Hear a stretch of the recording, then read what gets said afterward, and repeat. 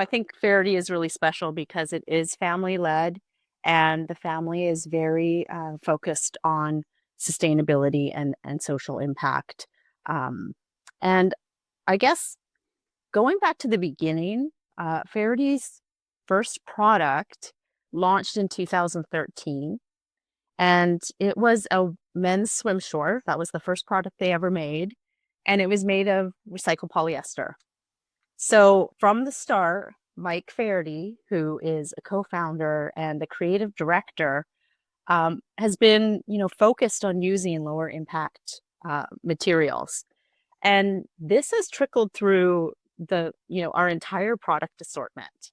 So in 2024, 72% of our fiber volume was responsibly sourced lower impact materials such as organic cotton or organic materials, recycled or regenerative materials. We have a goal of 85% for the end of 2025 and then 100% by 2030. And I often get asked, why do we need that 5 years for that last 15%? And I think, switching fibers can start to get difficult when you have fiber blends, and there may only be, a small percentage of, spandex, for example, might be 1 or 2% spandex in a material. And so that can be hard to transition into lower impact. Though I do have to say in fall, we're introducing a bio-derived spandex. And I think this is a very exciting first step in that space. Well, beyond materials as well, you definitely are leaning into and embracing, I think, this call from the sustainability space to be more transparent. And this is definitely true when it comes to supply chain, which we know in the fashion world must be extremely complex. So, how are you tackling it from maybe with your supply chain and then even more broadly with the product life cycle overall? So far, we've identified and mapped our tier one suppliers, which are our manufacturers. And then we've gone into tier two, which is our raw material and trim suppliers. So we partnered with a company called Retraced, and they are a vendor management and traceability platform. And this has really made that process of collecting compliance documents, certifications, mapping connections to various facilities, just made it much easier. And this, is building and putting us in a really good position to eventually trace our products directly to the source. But in order to do that, we still have some work to do. So when next year we'll start working on our tier three fiber suppliers and then tier four at the farm level. So I feel like, we still have work to do here, but we just continue to keep going further and further into the supply chain. And I think, you know, when you speak of transparency, just in general, I think it's so important to keep sharing this information and not feel bad if you have to, we haven't mapped our whole supply chain yet. And that's okay because it's really hard work and it takes a lot of time. So, um, you know, I, I'm so impressed with brands that have mapped it all already. I think that's incredible work. And they're very inspiring for me, and we will get there, but it'll take some time. With regards to transportation, because I think at all businesses right now, we are always against the clock. We're trying to figure out how can we get inputs, outputs done as fast as possible, which often relies on airplanes. But then you're kind of flipping the script and looking at alternative methods of transportation of getting product in and out. So can you share a little bit more about that? And then how do you navigate that with those time crunches? Shifting transportation modes is especially challenging because in order to do that, I feel like you need to go right back to the design and development calendar and really make sure that all of your teams, so this would involve senior leadership, logistics, operations, and merchandising to all be on board with the time that it takes to shift from air to ocean transportation. We have a goal of 70% inbound shipments by ocean freight by the end of 2025. and it's going to be a challenge. I was just trying to get a measurement, a half year measurement on all of our carbon emissions, and it's coming, but it's going to be tough. That even 70% is really high and going to be Yeah. difficult.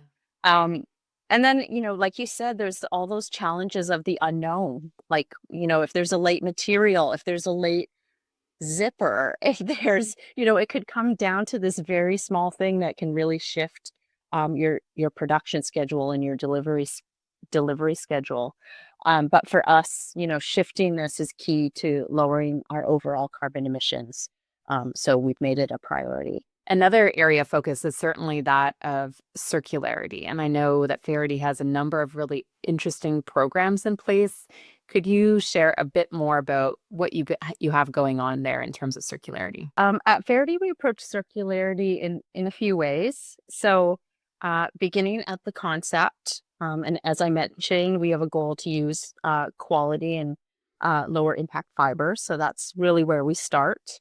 Um, as part of the aesthetic of the brand, uh, the the styles are timeless and durable, Mm. and they're really designed to last in both quality and style. So we're not really, making trendy items that you're just going to wear for one season, or that have a lot of trims and logos and stuff all over them. They're really timeless items, and I think that really contributes to circularity. Um, we have a resale platform called Second Wave, and I think this is a nice continuation. If we make quality products, they should be able to have a second life, and they should be able to be resold on Second Wave. So I think that all ties together. Within Second Wave, we host peer-to-peer brand managed and then trade in inventory. And that's been building over the last couple of years. And right now we're actually working on in-store trade-in, and that'll be rolled out to a few of our stores in fall 2025.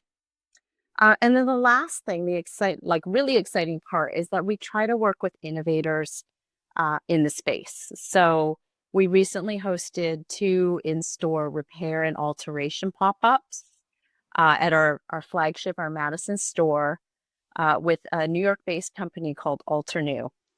And they connect vetted tailors with our store and with our customers. So we offered free alterations and repairs with a tailor that was live in store. And I think that's the stuff that is really, different from what everyone's doing. It really connects with the customer, and creates some brand loyalty and just awareness of circularity.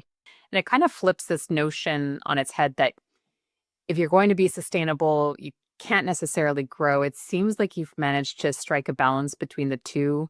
How do you think about that from a business lens, but then also marrying that with sustainability?